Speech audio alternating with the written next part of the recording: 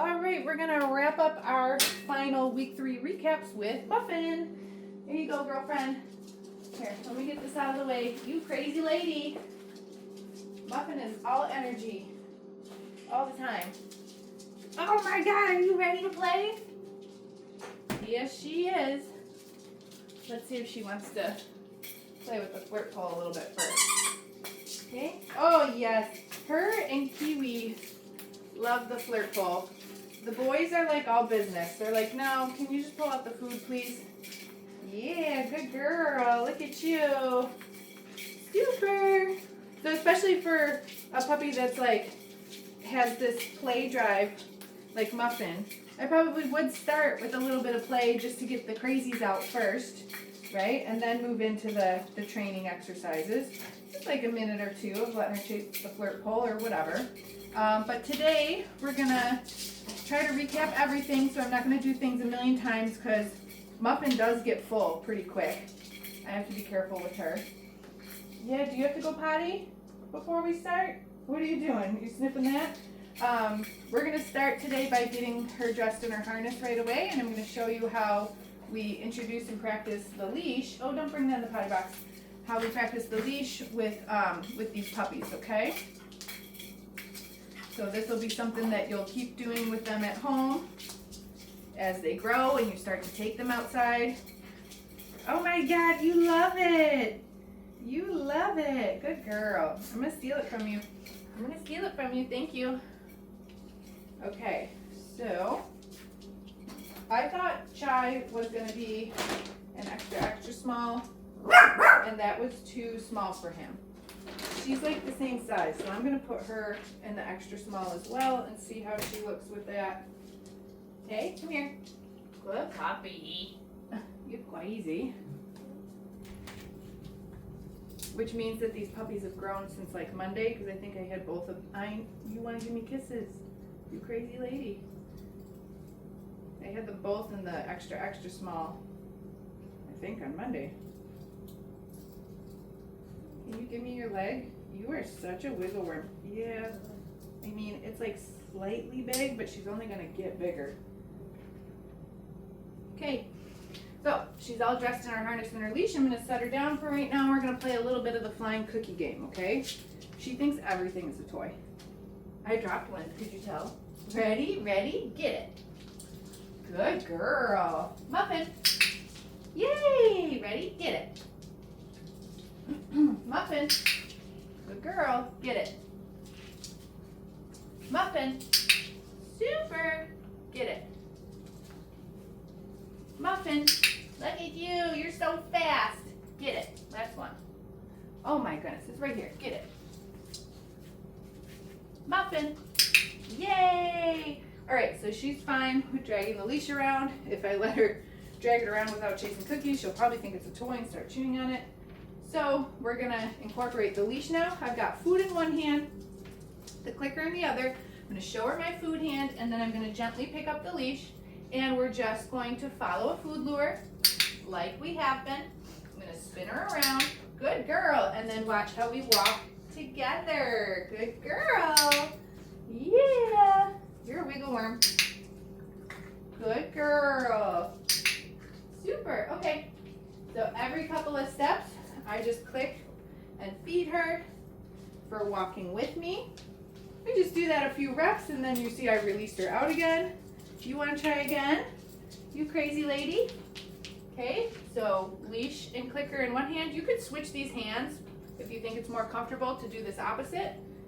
Okay, follow food lure. Here we go. Super puppy. Muffin gets an A for enthusiasm in everything that she does. Good dog. There you go. That's my last one. Okay. All right. So this is what you're going to want to do at home. I have a limited space down here. I'm just going in circles. I'm making myself dizzy. But you could do this around whatever, your living room, up and down a hallway. The weather's nice and safe outside. You could do this up and down your driveway with the dog, right? And get them comfortable with being on the leash and start to teach them, you know, that relatively you want them by you and next to you and you're walking together, okay? So the other thing that we do with the puppies on the leash is we practice their position changes and little obedience skills, because they're going to need to be able to do those things out in the world when they're attached to a leash, okay? So again, I'm going to show her that I got the food. Muffin. Okay, I'm going to pick up her leash. I'm going to walk over here so you can see what we're doing. Muffin, sit. Wow, what a good sit. Down. Super dog. Okay, don't roll over. There we go. Good down. Okay. Release her out of position. Muffin, touch. Wow, you're so smart. You're silly, but you're very smart. Let's do that one more time. Muffin. Good girl.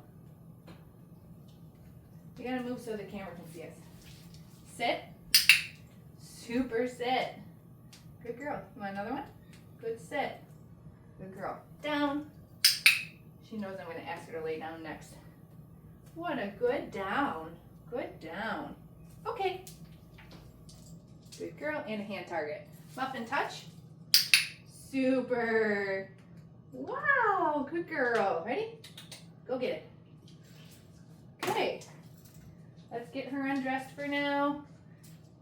So these puppies have all gotten really good at their sits, downs, hand targets. Practice them on the leash, okay? Good girl. You did it. Should we do your mat next? That's the order we've done with everybody else. Let's do it. Refill on these snacks. So this week, we practiced some actual stays on the mat. The dogs have all been doing really well with this. Okay. So I'm going to put the mat down. Where's your mat? Good dog. Okay, and to start, just very little movement in this first rep. Okay, you can see I'm just turning to my left, marking and feeding the puppy for staying. Turn to my right, right? We do the same exact thing. Okay, she's just a little wiggle worm that's happy to be alive. But as long as she stays on the mat, that's the criteria, right? So she can be wiggly, that's fine, as long as she doesn't leave. Okay, until I tell her okay. Wow, good girl, Muffin. Good girl. Hey, where's your mat? Oh my goodness, you're so smart. I'm just gonna, do you see how I want her to just fix herself a little bit so that she's mostly on the mat? Good girl. Because if they have like half of their body hanging off of the mat, especially this one with her being such a wiggle worm, she's just gonna wiggle right off the mat, right? Okay, so we did a couple reps where I just turned left to right, and now we start to get just a little bit more distance. Okay, right? And so like, it's okay that she's coming up into the sit. I don't mind that. But we feed her in the down when we come back, and then that'll fix itself with time. And again, it's just because she's anticipating the cookie, and she's just a wiggly, happy puppy. Good girl. Yeah. Good. Okay. Good girl. Let's do one more. You want to do one more? Here. There's your mat. Super dog. Good girl. So when I go to put the cookie on the mat, I'm trying to strategically put it like between her little front legs, because that'll kind of keep her more stable in that down position. Uh-oh. And if they break, no big deal. Bring them back. See how she's coming back? I do not feed her right away. I'm going to just turn, a very simple rep, and we're going to do a couple of those again. Good girl. So if I have to send the puppy back to the mat, like I just did, I do not feed that puppy as soon as they come back. I try again, but I just make it way easier. Okay, good girl. Because I don't want to reward puppy for mistakes.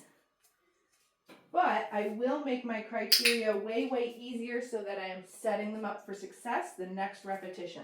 Okay, good girl. All right, we're gonna end that there. Muffin did very good with that. She's just a little wiggly because she's so enthusiastic about everything, right? Should we do the crate next? What do you think? There's a cookie still in here from your brother, so you're gonna find that when you go in. Ready, Muffin? Here's the door. It's on this side. She sees the cookie. Kennel. Kennel. Okay, don't chew the crate. Good girl. Yay. And we're going to close the door. That's new for week 3.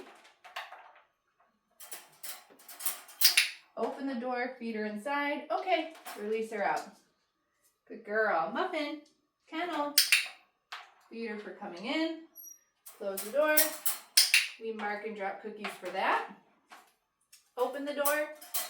Mark and feed her for staying in. Okay. And then release her out.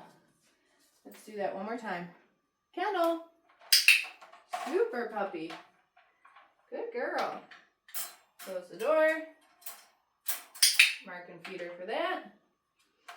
Good dog. And mark and feed her for staying in. Okay. And use our release word to come out. Beautiful.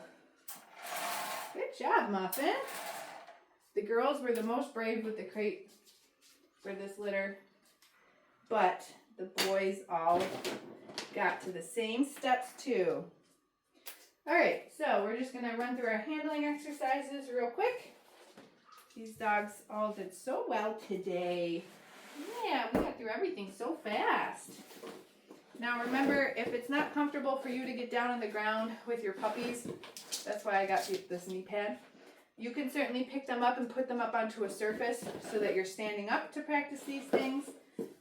If you don't have a grooming table, you can use whatever surface to put them on. Or you get a padded thing like I do. We're going to start with just some simple handling real quick like we did in week 1. Hi. I'm going to show Muffin that I have the food and just do some pets. Yes, good girl. Okay, hand under the belly for some restraint. Yes, good girl. Yes, handling body parts. I'm starting with ears. Yes. Okay, take a break. Okay.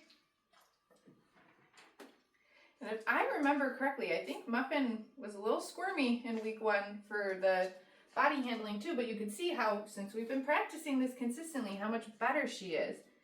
Yeah, so like practice makes perfect. The first time you go to do something with your puppy, even if it looks like we've made a ton of progress, yes, in these videos, the first time you go to do it, it's going to be a little messy. Don't give up. Yes. Just keep working. Yes. Just try to get some reps in every day or every other day. Yes. Okay, when I handle their tail, I'm just gently moving it around. Okay, I'm not pulling on it. All right. Wow, good girl. Look at you. All right, we did the same thing, similar thing with the brush. I'm not sure where the brush is right now, but they all did fine with the brush last week and earlier this week. So we're going to introduce, well, I'm going to show you how we introduce new exercise, which is noisy grooming tools. Okay, so I'm going to turn these on. There's no blade on this. We're not going to give her a funny haircut before she goes home. She's going to hear the noise, and then I'm going to start to drop some cookies for that, okay? I'm going to put that down here. You might want to check them out. Good girl. Good girl, Muffin. Oh, they're behind you. Here, here's a couple more. Get your cookies. Cookies, cookies. Yeah, good girl. Good dog. Super. Perfect. All right. So I would say that all the puppies on Monday when we turned on the clipper blades, they were like, oh my goodness, what the heck is that, right? Her and Chai, I think, were the most sensitive to the noise, so they have made a ton of progress with this. But you can see how she's like still a little bit like, I'm not sure about that. She's eating her cookies, but then she jumped into my lap. You know, whatever, I let her do that. But very quickly, I'm like, hey, but you have cookies on the ground, right? I'm not just going to let the puppy stay here and keep thinking about that and keep maybe thinking that that's a scary thing. I'm like, no, I'm going to support the puppy and encourage her to find her treats again. And that's going to build that resiliency and tolerance for things like this noisy tool, okay? So we're going to do that one more time. We're going to turn this on again. Whoa, and I'm going to toss her some treats and see if she wants to engage with her food. There she goes. She parked herself over by the gate. I'm not sure if you can see her right now. Now you probably can. But I'm just tossing the cookies to where she is, okay? So she doesn't necessarily have to get super close to the clippers. She can hear them over there the same way she can hear them over here. And this is about letting her approach at her own pace, right? Look, I got a few more. Eat those. See how she wanted to get in my lap again, but I encouraged her to eat the food. And now I'm going to turn them off again. We're going to take a little break. Yes, you did it. You did it. What a good girl. Super puppy. And we will do it one more time. When you practice this at home, if you don't have clipper blades, that's totally fine. You could use something like a hair dryer on low. They are going to have to get used to a hair dryer too. So you could lay a hair dryer on the ground, wind stream pointing away from the dog to start, and just turn that on and practice it, the noise. You can also do like a electric toothbrush. If I use an electric toothbrush, I usually put it in a Ziploc bag because I don't need dog hair or dog slobber on my toothbrush.